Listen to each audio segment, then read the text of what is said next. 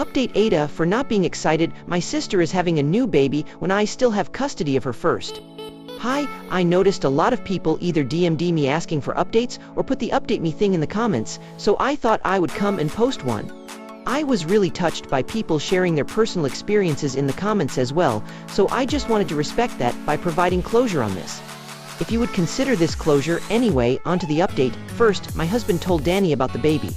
They went out for a boys' day on Saturday, and they talked about it. I won't share too much about it, but he took it pretty well, all things considered. We do think we will book a few sessions with a therapist for him, but we want the dust to settle a little bit. Danny opens up easier when he has had some time to himself to think about things first, so we're going to give a couple of weeks. But he is doing well for now. Next, I spoke to my mom. A lot of people were quite harsh on her, which I don't think was deserved, but I did feel like we needed to have a conversation. My mother is the kindest and most forgiving person on the planet, and I love that about her. The same way I saw what Danny went through, she saw what Val went through with her birth mother. I look at Danny and see a scared little 6-year-old. My mom looks at Val and sees a traumatized teenager. So she has a different perspective. She has pretty all's well that ends well in mindset. She always has been. She likes happy endings. In her mind this is one, but she understands that she came across really flippant about what Danny went through, and she does feel bad about it in hindsight.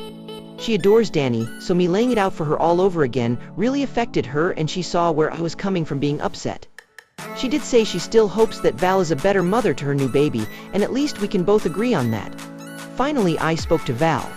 She apologized for not telling me beforehand, but said she felt like she needed the support of having our parents there because she was nervous to tell me and felt if we were all on the call it might feel a bit more like a normal, joyful occasion, but she said she knew she should have spoken to me separately. She said she will always regret the things she did while not sober, and she doesn't think Danny should ever forgive her, but she always wanted to be a mother, and she finally feels like she will be a good one now. I was listening to all this thinking I was just going to leave things where they were and stop reaching out.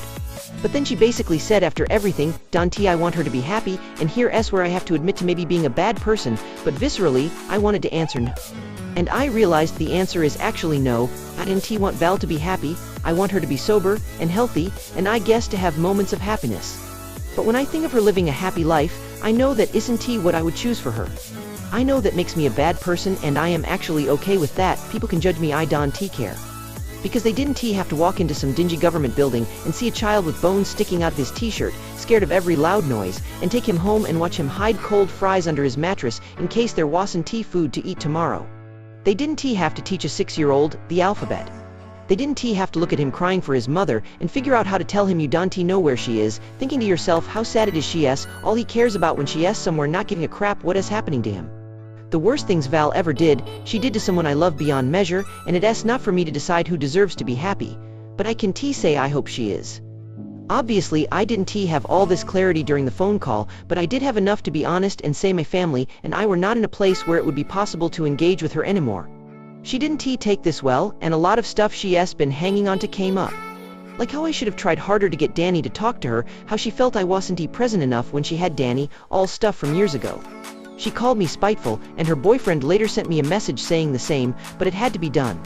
I didn't want to be in this toxic cycle of actively wishing someone doesn't have the life they want and keeping them in my life just to stir this up every few weeks. It has too much bad energy being put out there. I ended up blocking both Val and her BF.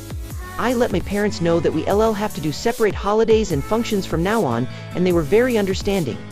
I am happy to give Val priority on stuff with her dad's side of the family, and she can do the same with my mom's and that.